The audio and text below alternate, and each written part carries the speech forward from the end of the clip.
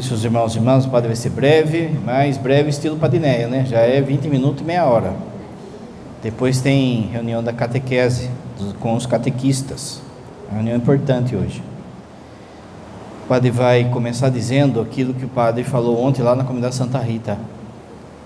Se de fato eu quero salvar minha família. Se de verdade eu quero salvar minha família, eu preciso aprender com Santa Rita.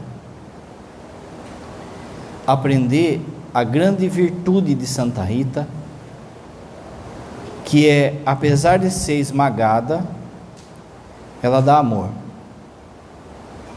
Se eu quero salvar minha família, eu preciso aprender a fazer isso. Como se fosse uma cana. Quanto mais esmagado eu sou, mais doçura eu dou.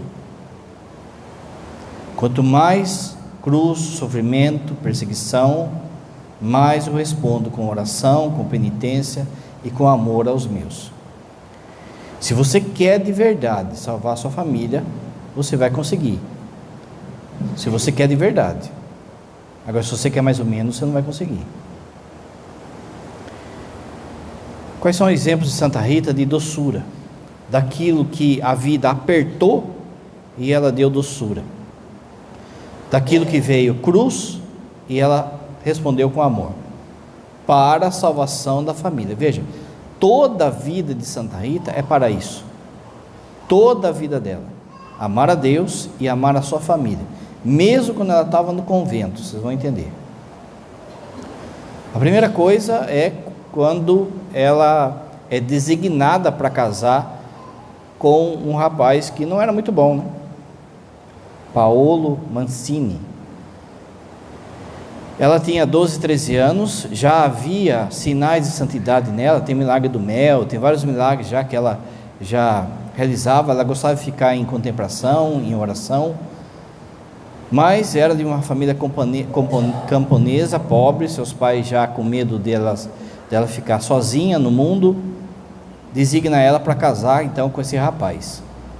Esse rapaz, ele era de uma família não rica, mas uma família burguesa, uma família que está ascendendo, né? Que está subindo. Então já havia o desejo de posse, já havia uma certa posse dessa família e um certo nome dessa família. Só que o rapaz era muito ruim. O padre falava ontem, se você quer salvar o seu marido, você acha que está difícil? É porque você não conheceu o esposo de Santa Rita. O seu esposo ou a sua esposa não é pior do que esse Paulo. Agressão, prostituição, raiva, jogatina, bebedeira. Tudo que você pensar de ruim desse rapaz, ele tinha. Aos 12, 13 anos, então, ela casa com ele e a coisa vai bem durante 6 meses. Depois já começa esse calvário na vida dela. E ela responde com doçura, paciência, perseverança e oração pela conversão do marido, que achava que coisa de igreja era coisa de gente tonta e era coisa de velho e de criança. Debochava das coisas de Deus.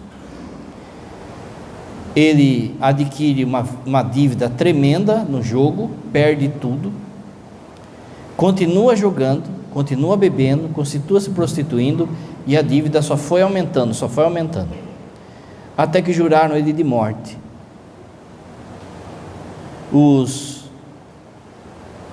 As orações de Santa Rita, de repente, tocam no coração desse homem, e esse homem então, ele se converte, ele começa a frequentar as coisas de Deus, começa a buscar as coisas de Deus, ele se confessa, e aí fazem uma emboscada para ele e tentam matá-lo.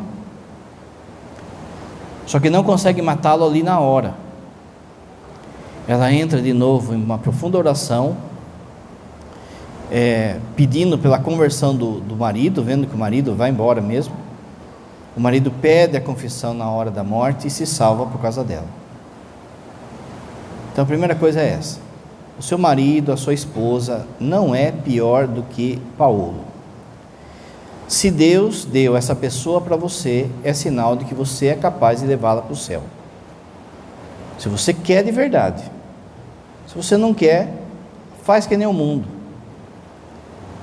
Larga ele, larga dela, vai com outro, vai com outra, vai com não sei quem, vai com não sei quem, e depois você responde com Deus. Mas se você entende que o casamento é indissolúvel, como Cristo deixou, você tem que entender que é a sua missão. O primeiro e a primeira que você deve salvar é o seu esposo e a sua esposa. Ah, mas eu amo mais meus filhos. Ah, mas meus filhos. Isso é uma distorção que fizeram na nossa cabeça, porque o Senhor, lá no livro do Gênesis, vai dizer que quando o homem se une à mulher, ele se torna uma só carne com a esposa, e não com os filhos. Os filhos, eles vão casar e vão fazer a família deles. Mas olha a baderna que virou na família, por causa que ninguém quer mais viver igual a Santa Rita. É mais fácil eu abandonar minha cruz. Casos difíceis, você vem falar com o padre. É o marido que me agride, é o marido que me violenta. Muito bem, você vai vir falar com o padre. E o padre vai falar o quê? Olha, então separa, mas vai viver a castidade. Porque você fez uma promessa aqui. E enquanto você está casta, você está mantendo essa promessa. Agora, ou casto, né? Agora, todo mundo quer fazer o que dá na cabeça. Não passou, gente. Não separe o homem que Deus uniu. Não passou isso. Deixa eu dar uma dica para você também. Olha, você que separou e vive a castidade, guarda a castidade, anda com a aliança. Você está casado, você está casada, você não está livre na pista. Quando você está sem aliança, você está dando sinal do quê? Que você é solteiro, mas você não é solteiro. Você fez uma promessa aqui diante de Deus, então você deve levar essa promessa.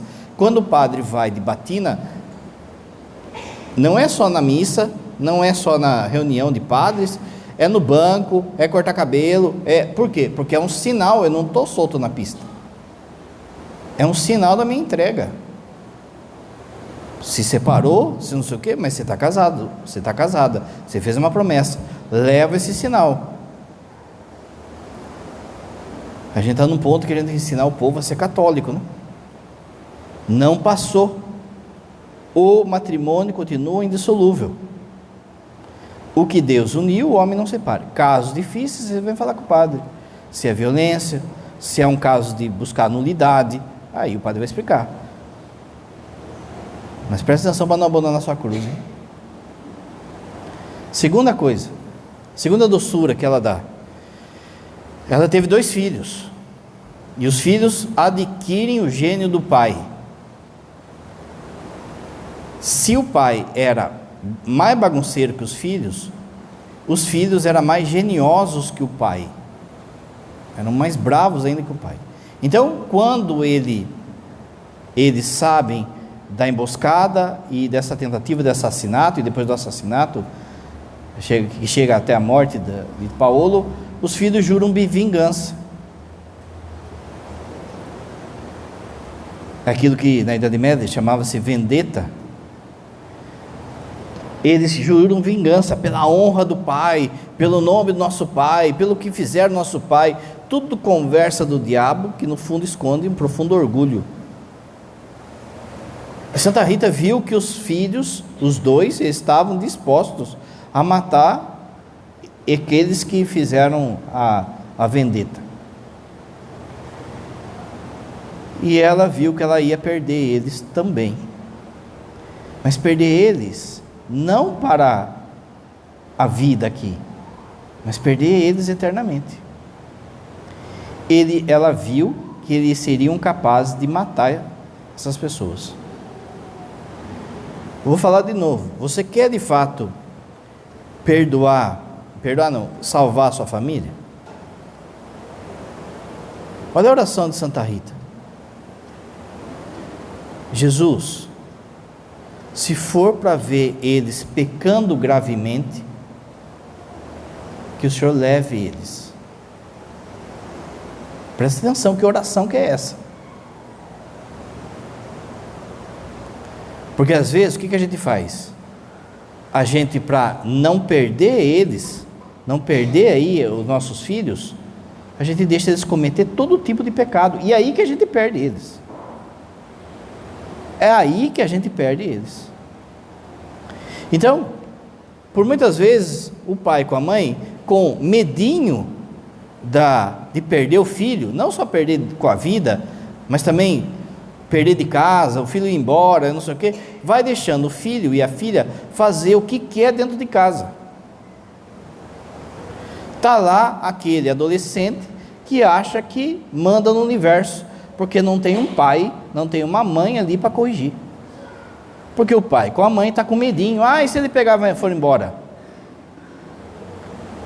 Está lá o moleque que não vem na igreja, que acha que manda em tudo, e que diz que não vai vir.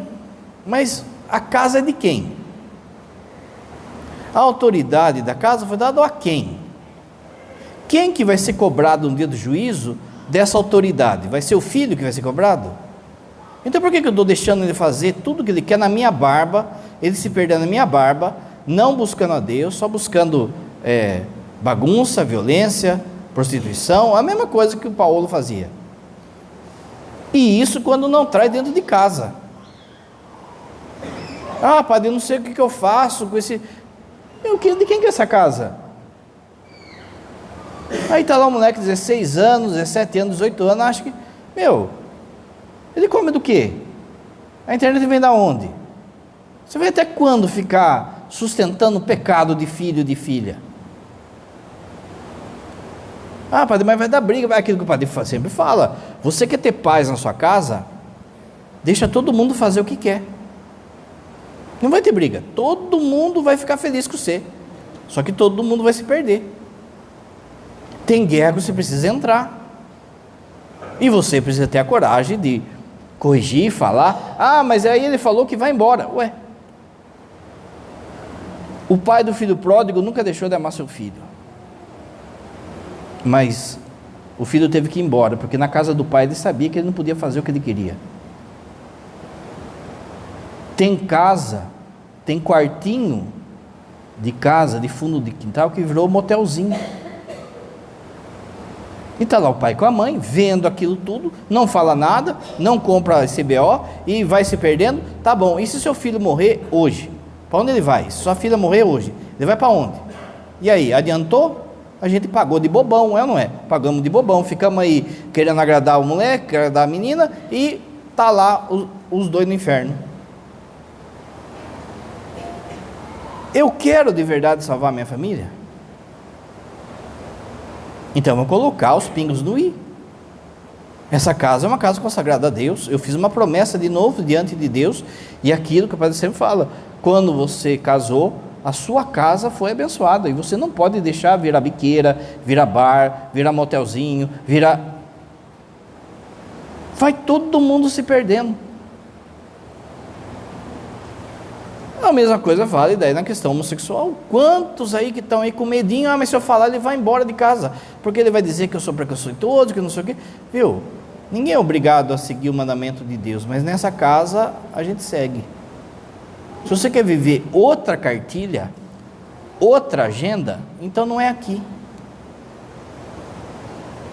Olha a oração de Santa Rita, gente. Senhor, se for para ver, não é eles matando, se for para ver esses dois cometendo um pecado grave, que o Senhor leve. E sabe o que Deus fez? Levou. Os filhos morreram, gente. Pegaram uma doença e morreram, mas hoje estão no céu, porque se deixasse rolar, eles tinham matado.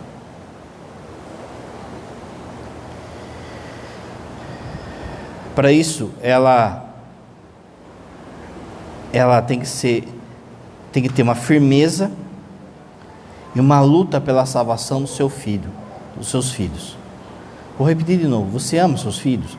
Você ama seu esposo? Você ama sua família? Então acorda, gente. Você não vai salvar fácil. Veja, o demônio, o mundo, a faculdade, a televisão, a internet, todo mundo quer acabar com a sua família. E você acha que vai salvar todos eles assim, rezando Salve Maria mal rezada antes de dormir? Vindo com preguiça para a missa? A ideia que a gente tem é assim que, se eu não matar, se eu não roubar, então eu vou para o céu. Não é assim, gente. Se você fazer um pecado grave, se você morrer em pecado grave, você vai para o inferno. E esse pecado grave pode ser uma ira tremenda, pode ser uma falta da missa no final de semana, pode ser uma preguiça, pode ser um pecado sexual. E aí a gente perde a salvação de quem a gente ama, e vai ficar, pensa só o que é ficar para sempre no inferno. Você já pensou o que é o inferno? Tem sim as penas de dor, de sofrimento, de um tipo de fogo, é um tipo de fogo que é diferente desse. Tem sim a pena de ver o diabo, de ver as almas que estão lá, mas a pior coisa que tem no inferno é ficar sem Deus para sempre. Não tem mais, acabou. Não tem amanhã. Amanhã pode mudar. Não tem mais. E aí eu vou lá trocando essa salvação por frescurite, por foguinho na carça, por bebida, por respeito humano. Quantos pais e mães vendo seus filhos se perder e com medinho por respeito humano? Olha só, Jesus, o que ele faz quando as pessoas estavam zoando no templo? Pega o chicote, gente. Existe uma ira santa que Deus deu para você. Só que essa ira santa tem que estar equilibrada na vida de oração, senão você perde ela. Você não vira o pecado da ira. Mas qual que é a passagem? O que fala a passagem lá quando Jesus pegou o chicote? O zelo por tua casa me consome. Olha só, o zelo, o amor que eu tenho pela sua casa, falando para Deus, me consome. É a mesma coisa você. Se você ama a sua família, o zelo por sua casa deve consumir você. Senão você não ama nada.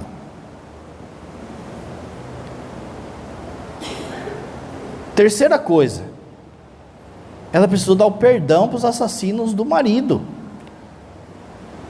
De novo o negócio da cana, lembra? Mói e dá doçura. Você precisa aprender com Santa Rita a parar de querer também se vingar, de ter odinho das pessoas. Porque ele pisou no meu pé. Porque ele, sei lá, puxou meu tapete no serviço. Porque ele olhou torto para mim. Porque... E aí eu vou desejando mal para as pessoas. O que Jesus fala no Evangelho? Às vezes, de novo, a gente tem que voltar para o básico do seguir o Evangelho. E o básico é amar a Deus sobre todas as coisas e amar o próximo como a si mesmo. O básico é, quando alguém te fazer o mal, você responde com o bem, com o perdão. Mas a gente fica aí nessa vida de bateu, levou, dentro da igreja mesmo, só esperando o momento de arrebentar com a outra pessoa, de descontar, de se vingar.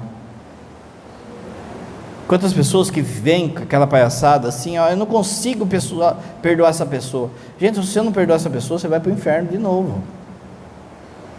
Não dá para ir para o céu com ódio, não dá, não entra lá. Ou você se acerta aqui, ou acerta o purgatório. Se não quiser se acertar, aí vai para baixo mesmo. Aí lá embaixo vocês vão se odiar a vida inteira, a eternidade inteira. Responde com o perdão. Como é que eu perdoo as pessoas? É sentimento? É esquecendo? Não, é querendo o bem delas. Quando vir aquilo que a pessoa fez para você, quando você lembrar, você fala: Senhor, abençoe essa pessoa. Senhor, que ela encontre o rumo da vida dela. Senhor, que a família dela volte para Deus. Senhor, que ela vá para o céu. Porque não dá para ir para o céu uma pessoa que quer desejar o inferno para os outros. Quarta coisa, ela fica viúva, ela tinha o desejo, lembra, de ser religiosa, os seus pais não deixam, quer que ela case, aí ela quer entrar na ordem dos agostinianos, que é a de devoção dela, por isso que é esse hábito preto, porque é da ordem de Santo Agostinho. Só que, Idade Média, não se pensava que nem agora. Qual que era a regra? Que viúva não podia ser enclausurada, não podia ser madre. Por quê? Porque as mulheres fazem um voto de castidade, de virgindade, e ela já era mãe, já era viúva. Então havia um tipo de pensamento em que viúva não podia ser. Mas todo mundo sabia da sua santidade. Ela então começa a rezar para Deus abrir as portas. Mas o convento e a madre não aceitava. E a clausura, o que é clausura? É totalmente fechado. Quem já foi numa clausura sabe, tem grade, você conversa com as madres pela grade. Na Idade Média era pior. Até uma noite em que, uma madrugada, a hora que se acordou, se viu que Santa Rita estava dentro do convento. Quando as madres foram rezar, viram Santa Rita na igreja com 3 homens que estavam rezando, abençoaram ela e foram embora. São João Batista, Santo Agostinho e São Nicolau. Os 3 santos que ela era devota fizeram com que ela entrasse no convento, fizeram com que ela fosse mostrado para a madre que era a vontade de Deus ela estar ali. Qual que é o exemplo disso que a gente pega? Que se você for fiel, o céu vai responder do seu lado. Se você for fiel, o céu responde do seu lado. Seja com o seu santo de devoção, com o seu anjo da guarda, com o próprio Jesus, com a Virgem Maria. O problema é que a gente acha que a gente consegue as coisas, nesse tempo de cliques, a gente acha que as coisas espirituais também são assim. Dá um clique e pronto, já vem. O Papa João Paulo II, ele tem uma frase que é assim: problemas difíceis, soluções difíceis. Não dá para ter um problema difícil e você resolver com um problema fácil. Não tem, isso aí é conversa do diabo, isso aí é atalho, é simpatia, é isso, aquilo, outro, sabe? Se a coisa é difícil, a conversão de alguém, é o perdão para alguém, o remédio também vai ser difícil, você vai ter que lutar, mas veja, se você for fiel, o céu responde. O céu é maior interessado do que a sua família se salve, muito mais que você. Jesus é muito mais interessado que o seu filho, sua esposa, volte a comungar, muito mais do que você. Seja fiel, que o céu vai responder. O céu vai mostrar com coisas impossíveis, com coisas difíceis, ou com coisas que humanamente ninguém responde. O céu responde, gente. Os santos estão vivos. Santa Rita está viva em Deus, e ela intercede por nós. Não adianta a gente vir aqui e receber rosinha de Santa Rita, e falar, que bonitinha, não sei o que, ainda mais de tu, nem tu tem uma grande devoção a Santa Rita. Se a gente não seguir esses exemplos de Santa Rita, do que vale? Só de boniteza? Só para ter uma camiseta? Só para pegar uma rosinha abençoada? Você precisa muito mais do que uma rosa abençoada. Para isso, problemas difíceis, soluções difíceis, mas o céu responde. Quinta coisa, ela entrou, todo mundo viu, a madre viu, mas você acha, quem tem coração duro, pode o céu aparecer, não é? Lembra que Jesus fala, na parábola de Lázaro, ainda que alguém ressuscitasse dos mortos, tem nego que não vai acreditar. Eles viram tudo que foi, elas viram tudo que foi, mas a madre e algumas freiras implicando com ela, porque achavam ela de segunda categoria. Não, essa mulher já é mundana, já tem filho, já é viúva, já viveu, já não sei o quê, e nós somos as puras. E começa então uma perseguição a Santa Rita dentro do convento. A madre então manda que ela vá todo dia de manhã regar a parreira, você sabe da história, a parreira seca. Todo dia ela vai lá e rega uma parreira seca.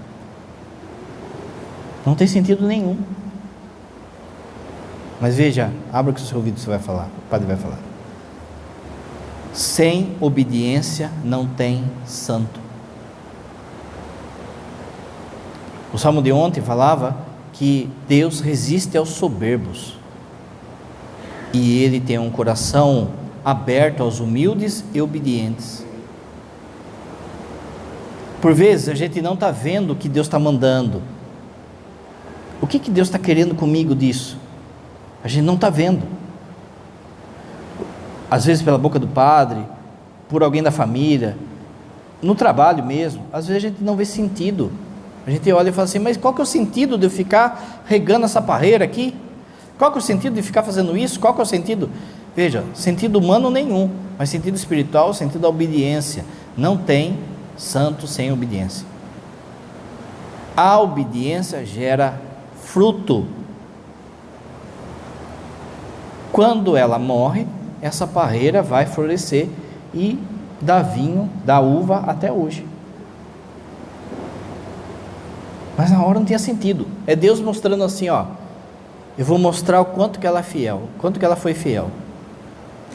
A parreira, entre aspas, volta a viver e dá uva até agora. Não fica questionando, a gente é utilitarista.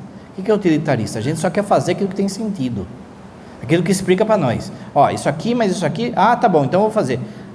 Nas coisas de Deus não é assim. A fé é justamente não entender, mas dar um passo de que é Deus que está falando. A fé de Abraão foi assim. A fé dos apóstolos, a fé dos santos foram assim. A gente fica querendo resposta, a gente espera que Deus mostre o plano para nós. Mostra aqui, agora sim, agora aceito. Seja obediente àquilo que Deus está te falando. Obediente àquilo que você não está vendo o resultado agora. Seja obediente. Seja obediente nas pequenas coisas, que daí você toma o coração de Deus de assalto. Nas pequenas coisas. Fidelidade nas pequenas coisas. Chegar na hora do serviço, cumprir sua missão no serviço, sua vida de oração, vir para a missa, cuidar dos filhos, cuidar da esposa, do esposo, ser fiel no seu salário, no seu dízimo, nas pequenas coisas. Deus não vai mandar você abrir o mar vermelho. Ele vai mandar você regar a parreira. Pequenas coisas. As coisas que ninguém vê. As coisas que ninguém toca a corneta, que não tem gente te elogiando, gente te louvando, que você não precisa colocar no Facebook, não precisa colocar no Instagram, não precisa ficar falando o que fez, o que não fez. Seja fiel, regando uma parreira seca. Só seja obediente.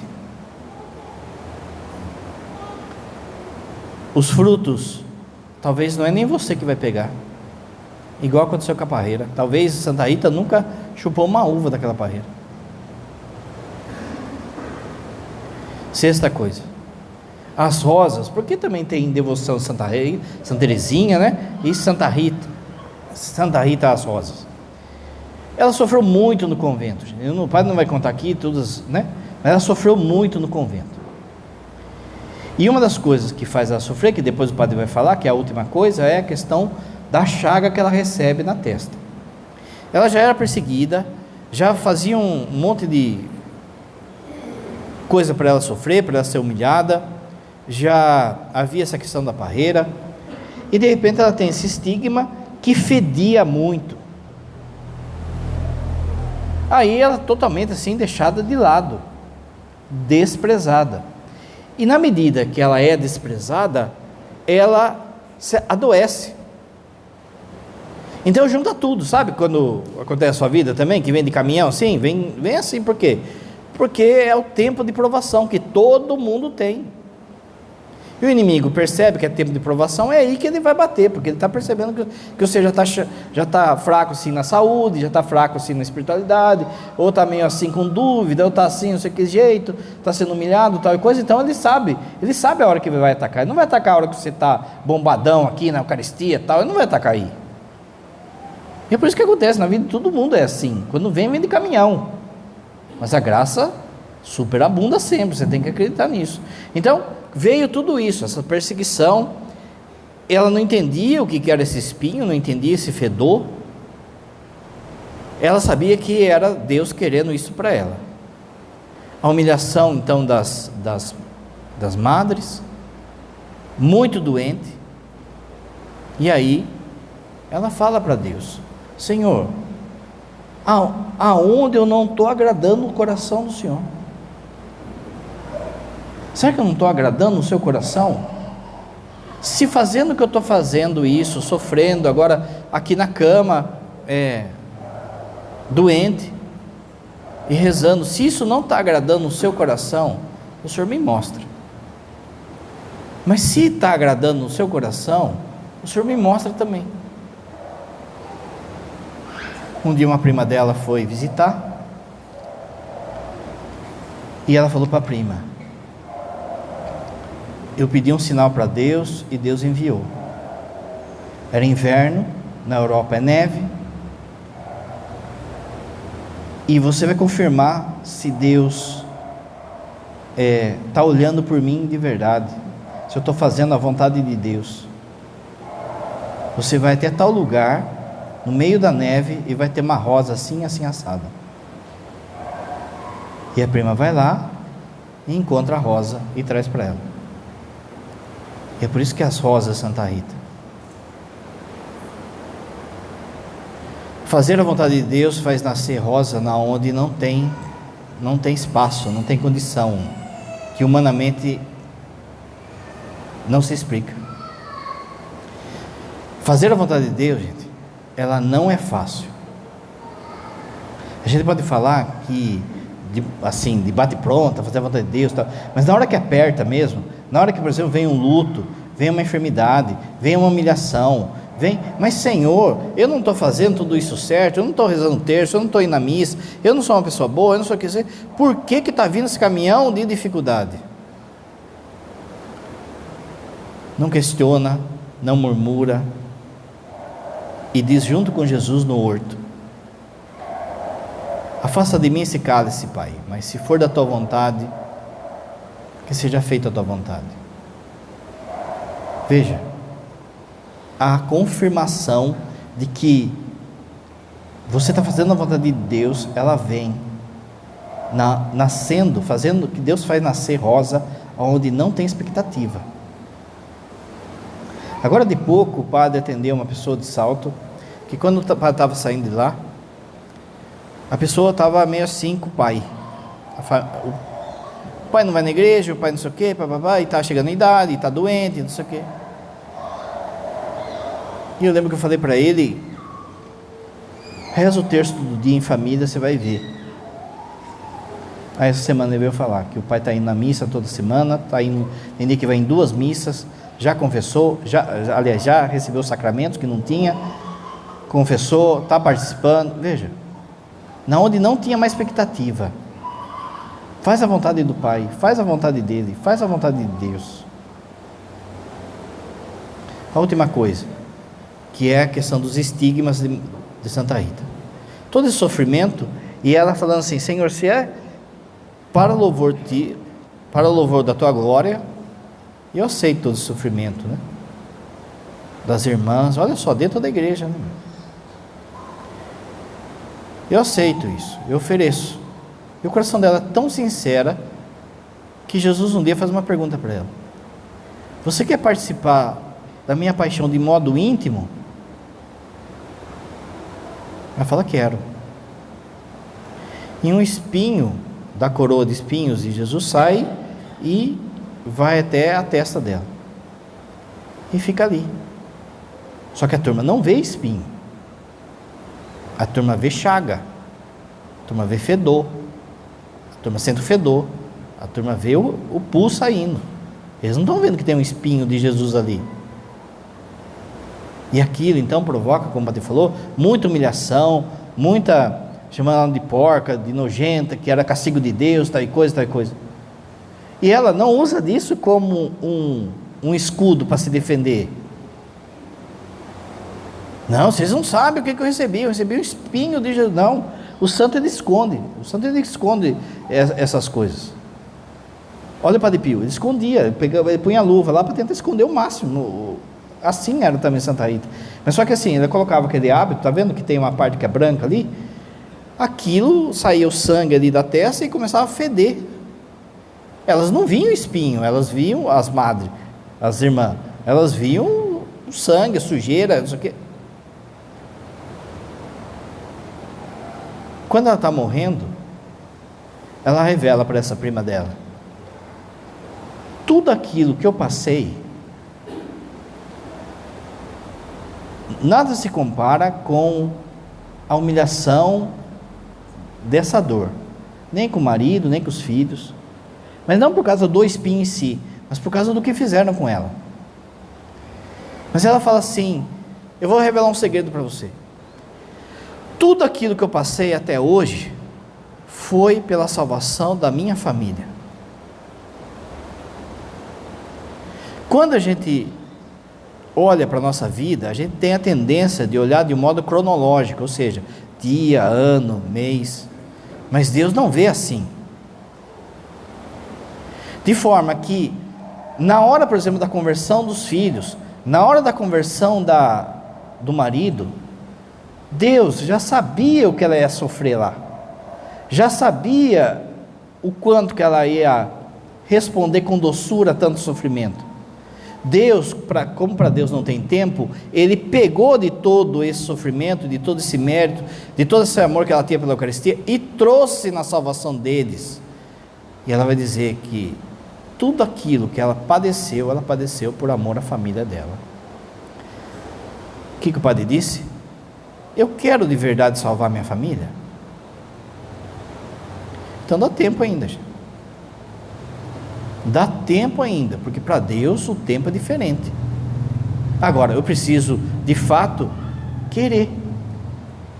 Vou repetir: se você de verdade querer, você vai conseguir, você vai salvar eles. Mas se você quer mais ou menos, aí não vai vir. Eu quero de fato conversar, então eu tenho que entrar no modo soldado. Eucaristia, confissão, terço, e oferecer os sofrimentos, a penitência, as coisas que não dão certo, as enfermidades, parar de murmurar e falar: Senhor, eu quero salvar a minha turma. Se você querer, Deus vai te dar essa graça. Canta as oferendas.